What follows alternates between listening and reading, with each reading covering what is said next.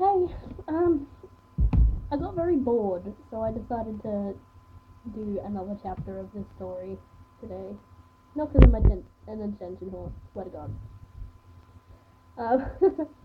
So yeah, here we go. Here's chapter 2 of I'm Mad, What About You?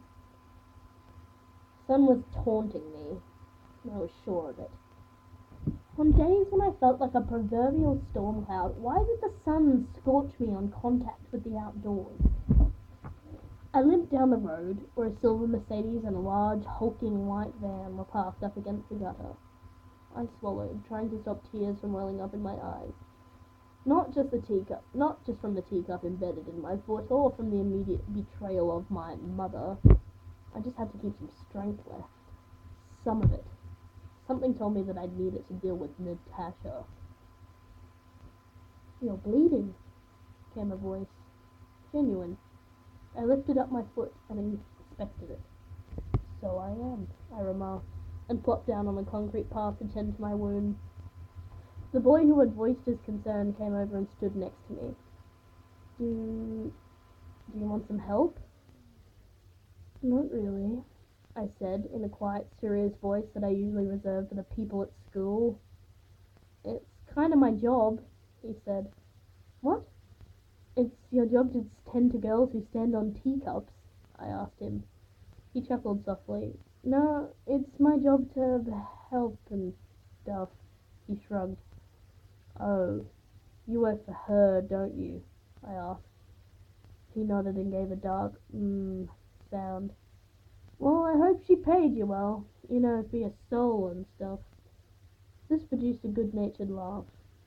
"Anyway," I said, looking over my shoulder, "I'm not getting into that van." "What?" he said, as if the idea that I had my own free will hadn't occurred to him yet. "But you have to." "Says who?" I placed my hand on my hips and stared at him, mouth agape. "Well, says—" He looked awfully confused, standing there, and he gave his head a scratch. "Says nobody," I finished for him, and then for the second time today turned and trekked blood all the way down the sidewalk. It was then that I remembered my footful of ceramic shards.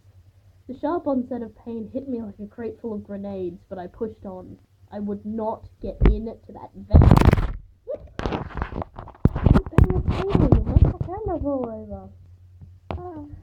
I would not get into that van. Hey, wait up a second, I heard the boy's slightly urgent voice cry. "You have to come back." I didn't say a thing. My stubborn nature determined this. I had never been particularly athletic, even when I could stand properly, so I had no clue what made me start to run away from the van. I went down on the third stride. I hit the ground like a sack of potatoes, my head bouncing on the concrete, blood splattered up my leg. I heard a gasp and heavy footsteps, but my eyelids were retreating to half-mast. "She'll be fine, Christopher," I heard a clipped accent coming from my house, followed by the assertive-sounding heels clicking down the driveway.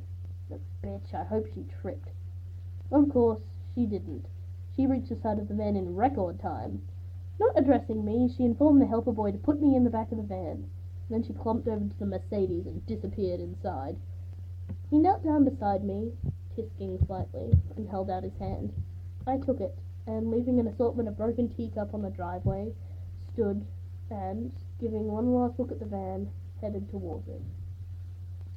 He gave me a boost into the back, and he followed, instructing me to take a seat. I did, on a bench, and looked at him. He stood aimlessly for a while, before taking a seat closest to the front of the cab. "Who are you?" I asked.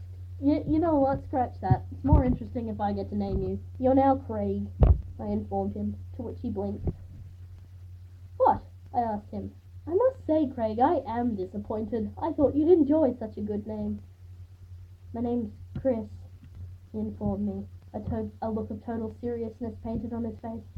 "No, it's not, Craig. Get used to it," I said, and lay upon the bench. "Be a long trip. No point in being uncomfortable. No straitjacket," I sighed. I was really looking forward to the padding. The van began to move then, and I stopped myself by rolling off the bench with the use of my non-injured foot. "Shit!" I yelled, sitting up and looking at him exasperatedly. Who in the hell is driving the van, Craig? I felt him help me up once again. Sorry. Thought you'd know the van would move. Kind of defeats the purpose of having wheels if it doesn't. I see, I said, snorting, and then I sat back down on the bench. Your foot's still bleeding, he said gently. You've got to let me fix that. No, I said stubbornly, bringing my knees up to my chest. Maybe if I bleed out, then I can sue her. That won't work, he chided. She could buy and sell you. Although, he said, turning his eyes onto mine, looks like she already did. I blinked at him. Whoa. Silverboy had a spine. Since when is it your job to comment on stuff like that? I snapped. It's not, he said simply. It's my job to clean your damn foot. And he snatched it away from me. No sooner had the words left his mouth. He sat down, my foot cradled in his lap, and he began to pick the ceramics out of it. Ha! Craig! I began struggling, but his big hands held my little foot tight. Ow! I said unconvincingly. If you're strong enough to endure stepping on a teacup in the first place, then walking to the car with a foot full of splinters, then you're strong enough to put up with this. So I watched him as he reached onto the wall-mounted first aid kit and cleaned my foot, bandaged it, and set it softly back onto the bench. Sorry, the bandage is kind of messed up, he said. He scratched his head. I'm not very good at that part.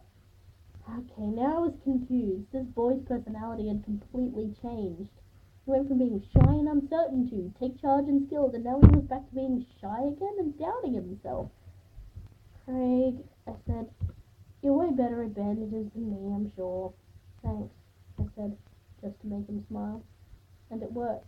That shy smile lit up the van. Yeah, probably should have asked this before. Where in the hell are we? I said, after a small amount of silence had passed. No windows, he said quietly, and gestured to the sides of the van. I know that, I said. But where are we going? He sighed and looked at the floor. Oh shit, it's a cannery, isn't it? Being made into Vasiliev's soup. He didn't even laugh. Oh God, why did I get into this van? I pondered aloud, beginning to get incredibly worried. Calm down, he said quietly. You're not being made into soup. You're not going to get hurt. You're going somewhere that can help you. I groaned aloud. Oh, come on, Craig. You can't expect me to believe that. I rolled my eyes. Sounds like something out of a crappy romance novel. Now it was his turn to groan.